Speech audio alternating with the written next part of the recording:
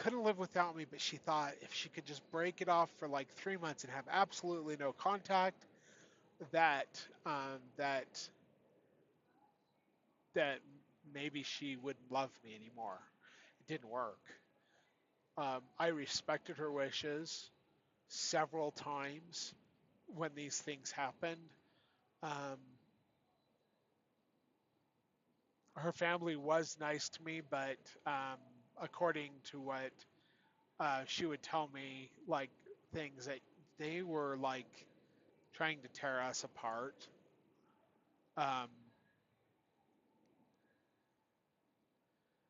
Eventually, we did get engaged, and on May 25th, 2025, no, May 25th, 2005,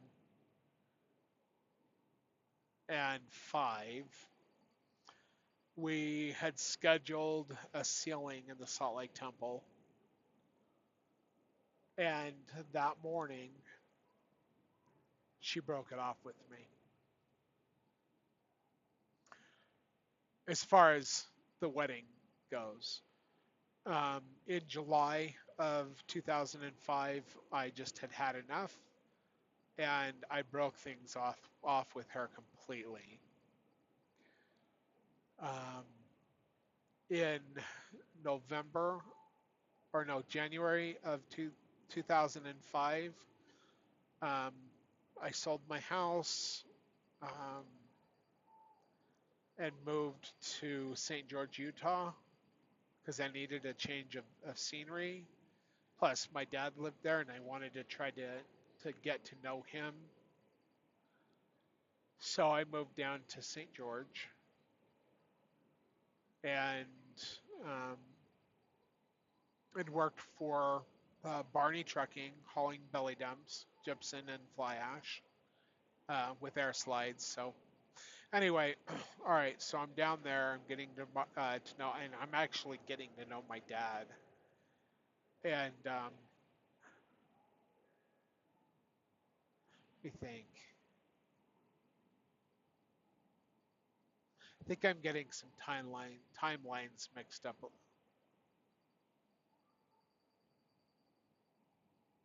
think I'm getting some timelines mixed up a little bit.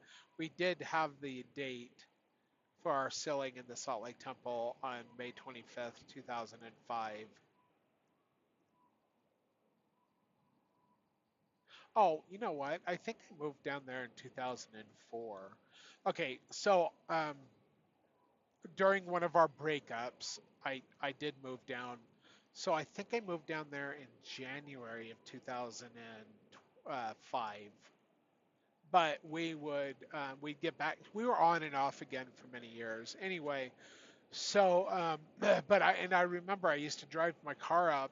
So I worked 6 days on, I got 3 days off, and I would drive my car from St. George to Salt Lake, and I would stay up there, and I would work, and then she went to school, and like anywhere she would go, like I would just go with her and wait for her, and we'd go do things, and we dated, and we loved each other, but there was always in the background of her mind all of my past.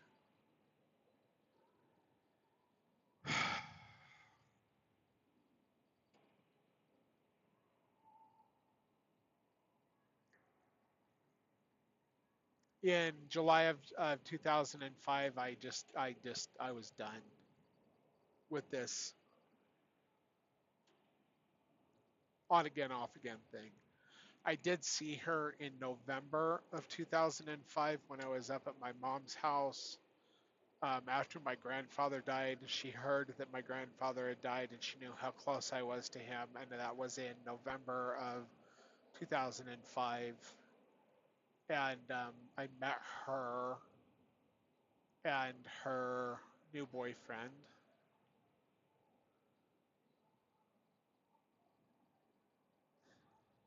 Very interesting. Anyway, so but then I like was trying to cut off all contact with her. You know, like I couldn't. I loved her too much, and every time I saw her, it was heartbreaking to see her. Anyway, but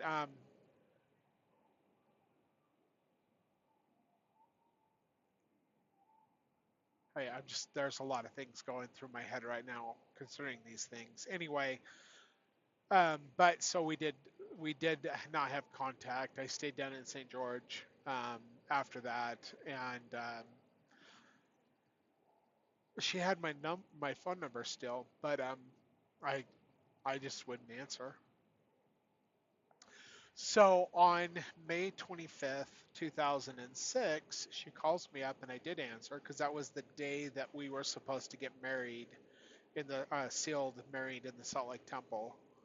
And so I answered it and she told me that she had broke up with her other boyfriend and that she had realized that in dating him that he treated her like she had been treating me.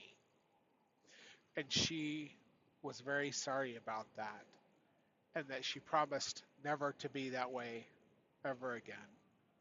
And she asked me when um, if I could meet her so we could talk, and we made arrangements to meet at the Love's truck stop in Cedar City. So so we did meet there. I don't remember if it was the next day or a day or two after, but we did meet there at the Love's truck stop in Cedar City. And then I had been hiking Angel's Landing a ton with my friends. So, and it was still cool, you know, in Zion's Park. It was May. It was getting warm, but whatever. So, and she loved to hike. She was a cross country runner. Anyway, but I used to go running with her too. I used to run like 3 miles a day, and like even with the bigger body that I have, like I used to do 6 miles on the elliptical every day too. But it's been years since I've been that fit.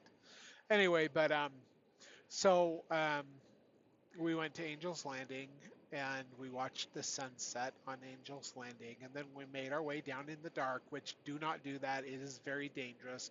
We did have two small flashlights with us. It took us hours to get off of Angel's Landing. If you don't know what it is, go look it up. Only do it in the daytime, people. It is dangerous. People die every year on that hike. It is very dangerous. But that's where we got engaged again. So we set the date for June 27th of 2006, and we were married and sealed in the Bountiful Temple, which both of us had special spiritual experiences at, which I don't need to get into that. But um, yeah, we were sealed. We spent our honeymoon in Mesquite and in Zion's, and we got a place to live in what was that place called? Cottonwood Heights. Nice place. We were just renting it. We are actually taking care of it for somebody, but we lived there anyway. But she started to treat me how she had been treating me before,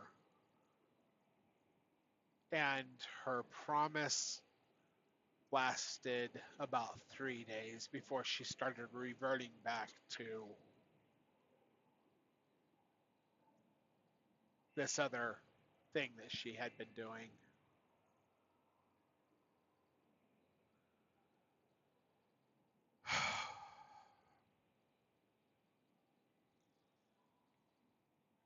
We were married 4 months to the day,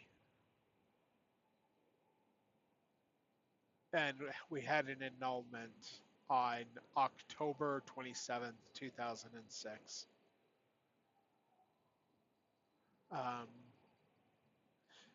I believe that she has Asperger's, which is a high spectrum, a very intelligent woman, but high spectrum autism, Asperger's. It's look it up if you don't know. Um, she just has she just seems to whatever. Anyway, I was diagnosed after we were married with complex post-traumatic stress disorder, um, because of what I had gone through as a child, and between the way she had been treating me and that, I was triggered a lot, and she actually told the judge that the reason for the annulment was because that I had lied to her and I was sterile and she wanted children and she couldn't have children with me. And I think she cursed herself because she actually has never gotten married again, as far as I know. And she never had kids, as far as I know. And that was like one of the biggest things in her life that she wanted. Never had them. Before we got married, Heavenly Father told me that she would not be in my life for very long, but then she would be in my life in the future. And I didn't know what I was like. Am I gonna die? And like we'll be together in the resurrection? Is she gonna like? I didn't know. You didn't give me details, but but yeah, we were together for 4 months. Now I want you to see something. I'm coming into Spencer, Idaho, and see if I can flip this camera around. Okay, Spencer, Idaho. This is where I grew up. In fact, I think I'm going to stop. I haven't stopped in Spencer, Idaho for 15 years.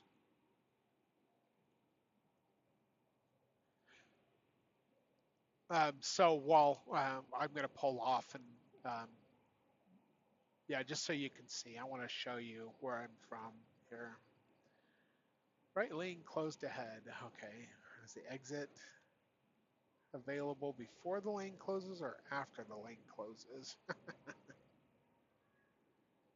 After. All right, so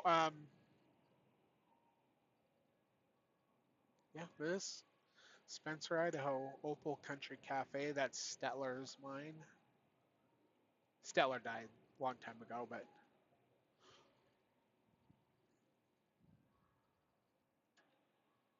yeah. There's the cemetery in front of us. Well, of course, the camera's at a different angle here, and I hope I can go under the bridge because I really wanna. I want to show you where I'm from here, and hopefully.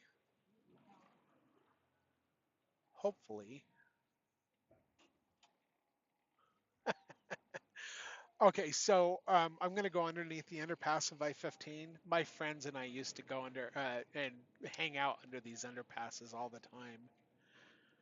Like up on there's a ledge up underneath. We'd go sit up there and smoke cigarettes.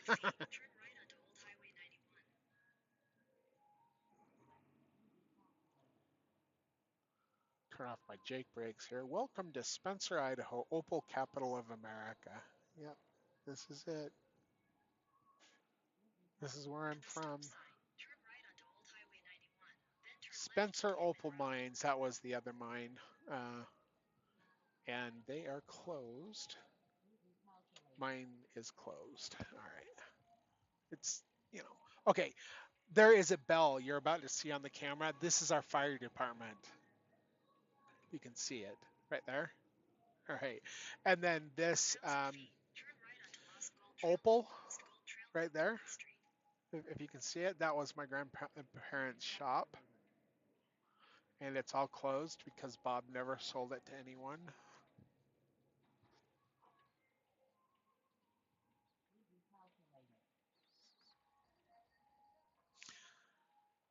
Yep.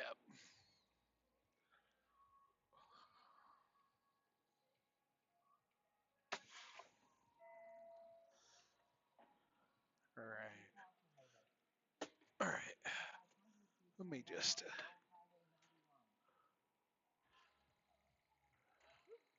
I need to take a break anyway because I've been off duty. Let's do my logbook real quick. Sign out.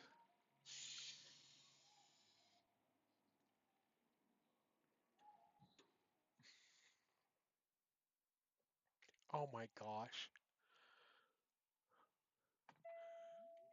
There's a pickup truck back there that has been sitting there. Oh my gosh.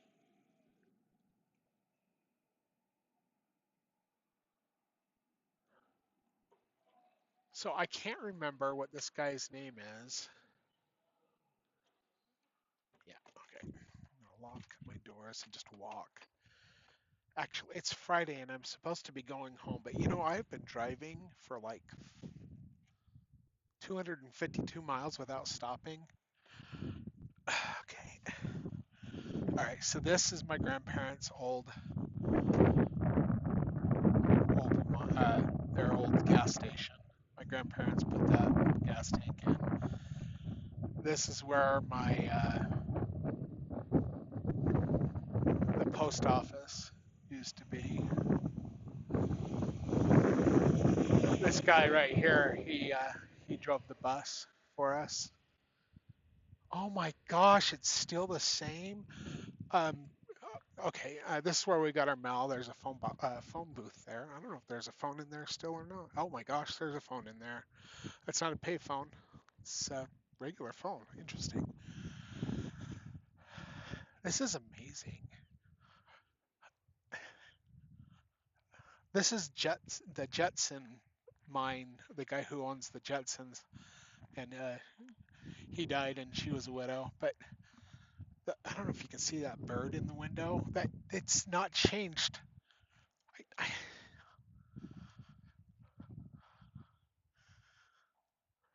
Blackburns used to live over there. I never knew who lived here.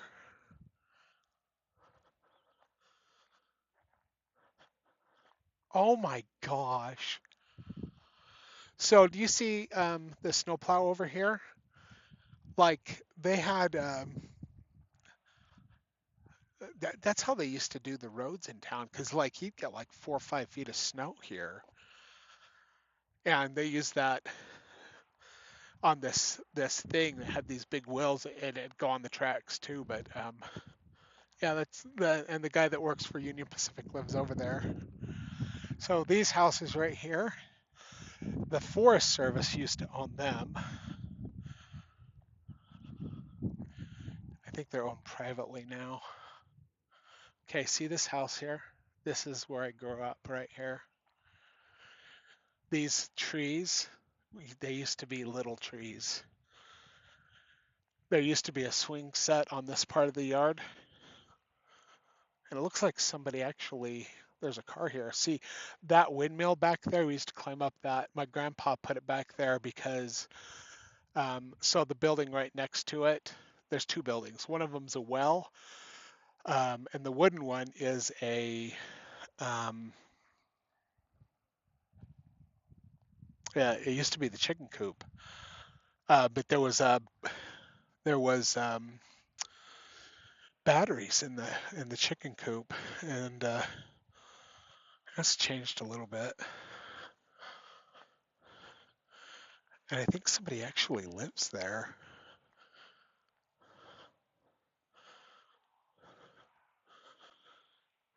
I wonder if they would let me. Do you see the the moose skull? I think that's been there. Right? This was all covered in volcanic rock at one time. It looks like it's just gravel now. I'm gonna go out there and see if anybody's home. And I know this is kind of weird, but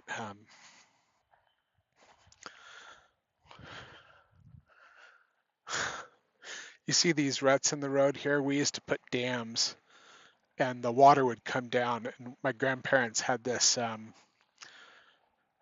greenhouse on the side there, and the water would run through it, and that wheel well wasn't there, but these ruts here, we'd we'd build dams and play with our GI Joes in here, and we used to keep the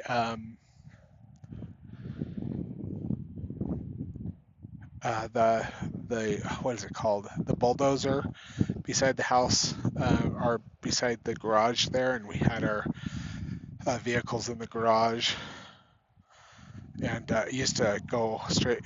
Well, Anyway, and then there was a single wide trailer here. Anyway, I'm just gonna. Oh, I have no idea. Sorry. 13 miles south of here is Du Bois. Are you going north?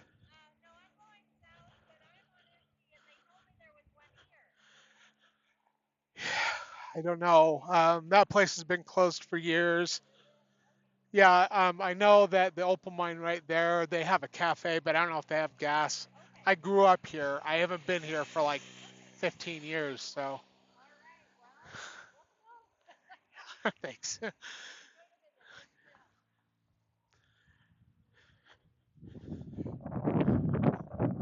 Anyway, I'm gonna go up and knock on this door. Maybe somebody's home. I don't know.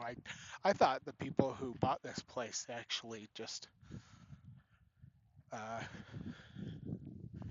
came up here on the weekends or something. Anyway, this porch. We used to have a grill here.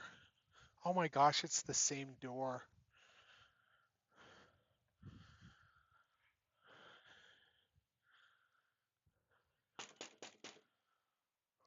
That's the same door. All right, I'm gonna turn this camera around if I can. Oh, there it is. There's a dog in the inside, so people actually do live here still.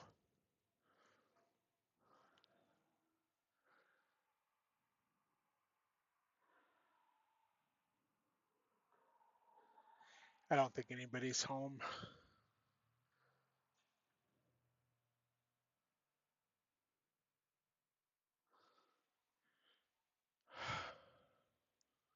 Anyway, we used to have a sign out front here. I'm just going to turn this camera around again. We used to have a sign out front there that said Opal Mountain Mining. And right here in this wood,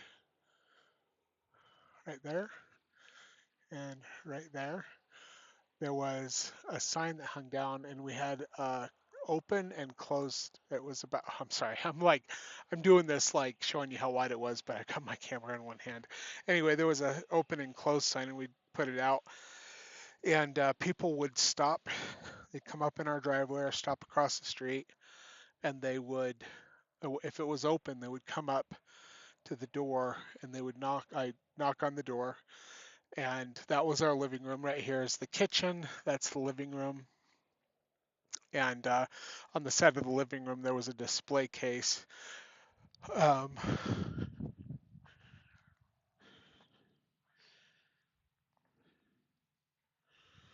yeah, nobody's home. It's fine. Anyway, there was a display case where we had the jewelry, and then in the shop. So there's the three windows there. One of them is the middle one's a bathroom. The and those are actually wider windows. Those are wider windows than we had. But the middle one's a bathroom. The back one is the place where we had the shop or the to cut stone and grind stone, and the first one is the kitchen, and that's where Grandma used to make some good food, some really good food. I wonder if you could see the posts.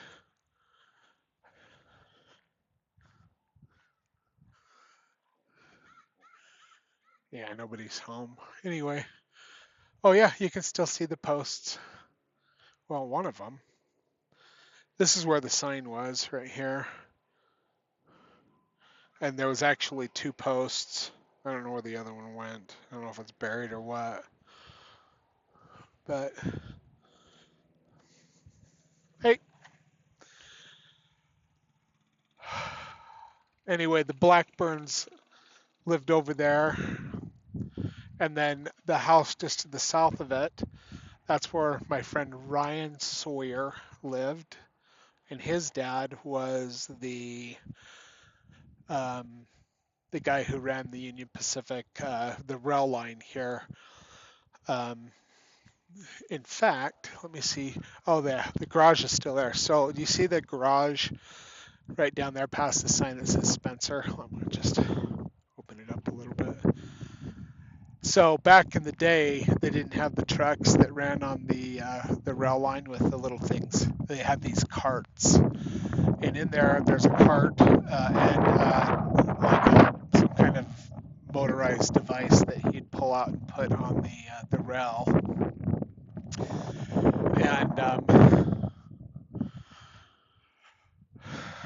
And the engineer would come through and they had radios, and he'd tell him, "Hey, I hit an elk, or I hit a bear, or I hit a not a buffalo, deer, or whatever it was,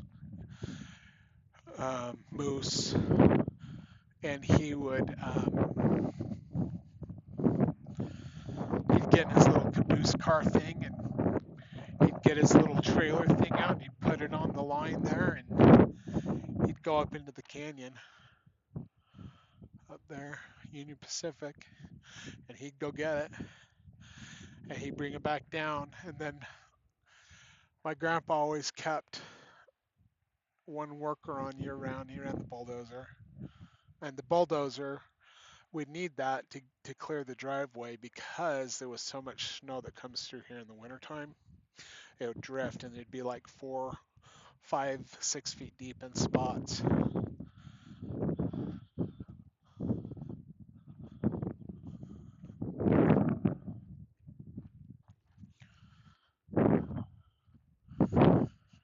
Anyway, he'd bring back the carcass, and it gets cold up here. In 1989, we had a blizzard called the Winter Express, and oh my gosh, it got so cold. And the wind chill, we left because we knew it was coming. We drove down to Los Angeles to my aunt's house, Laguna Niguel, Mission Viejo. We used to stay with them sometimes. But he'd bring the carcass back, and he'd give it to my grandpa's workers.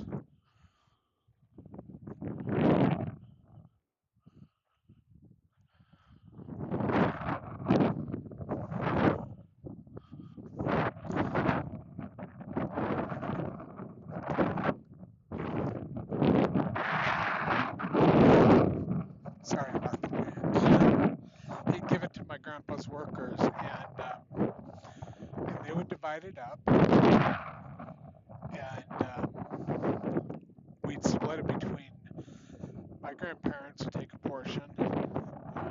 Ryan Sawyer's dad would take a portion.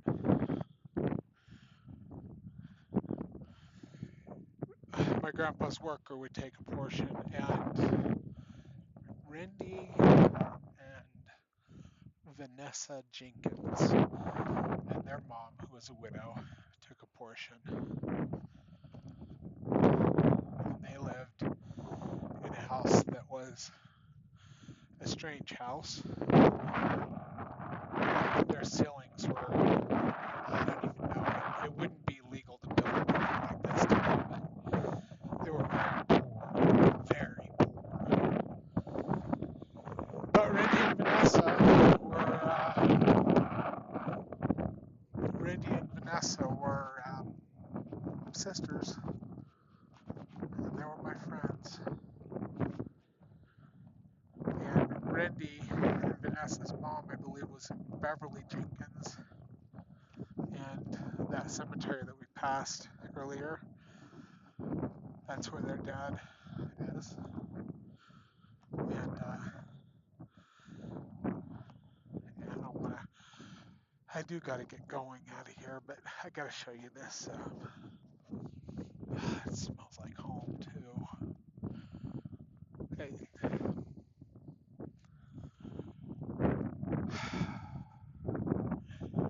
I got to show you this fire department that we had here.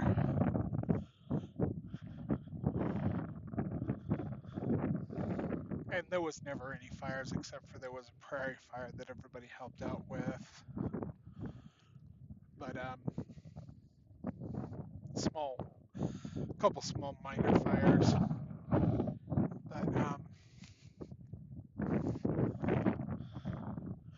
But look at that.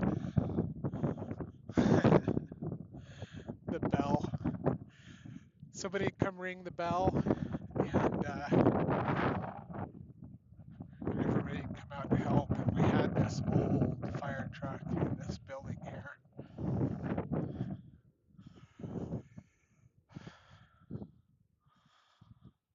It's got a lock on it now, but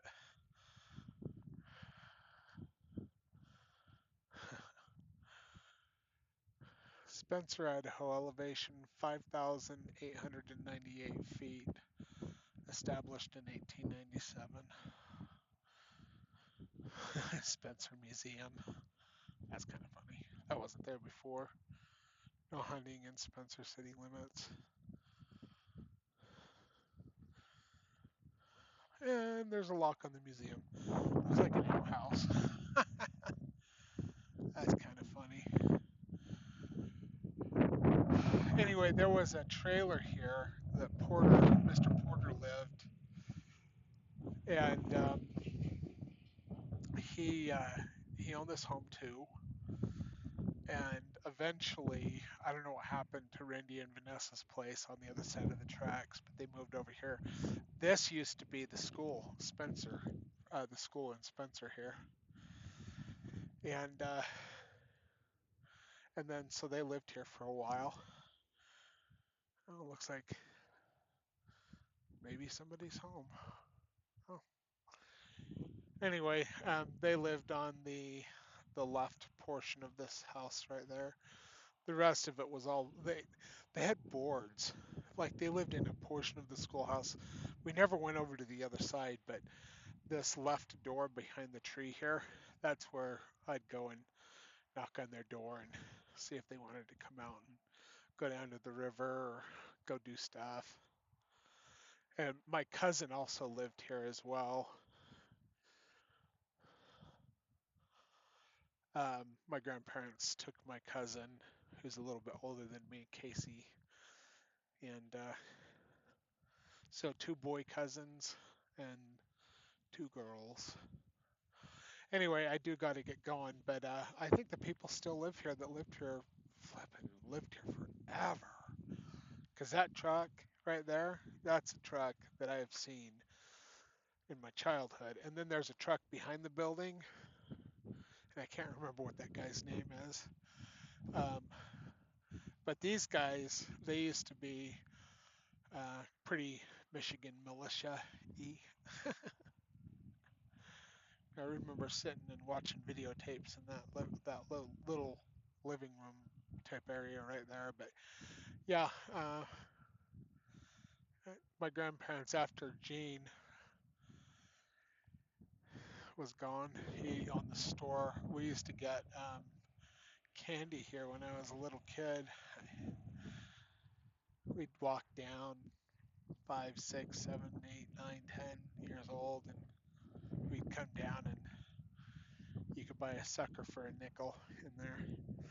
And there are Tootsie Pops, and if you opened it up and there was an Indian with a little star on there, Gene would give you a free Tootsie Pops. We were always excited when we got that. Opal Mountain Mine jewelry and loose stones.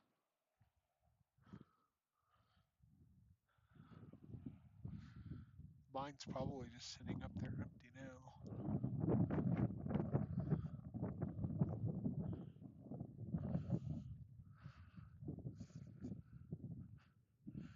They put a wheelchair ramp in that wasn't there before. There used to be a stairway. That door right there was into the shop. 11 Opal Avenue. That's the address here.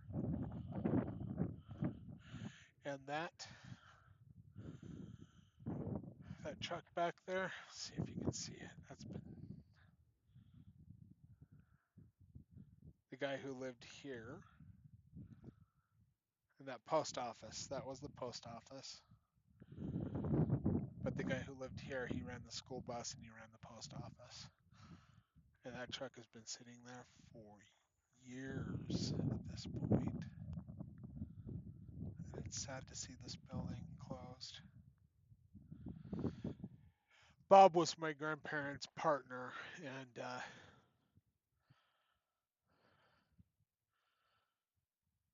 and my grandpa sold him everything for $180,000. I don't want to get my truck in there because I'm not supposed to. I don't want you people knowing where I work anyway. But uh, the companies, there's a policy. You make a video, you're not allowed to take any pictures of the truck, or at least the names on the side of the truck. So anyway, yep, that's Spencer Idaho. That's where I grew up, 1979 to 1996. So, all right, well, I got to get back on the road, so I'll make another video later talking about my other experiences. But I'm just glad that I'm able to take a video of Spencer. It's my hometown. This is my home. I've been here for many years. Take care, everyone. God bless.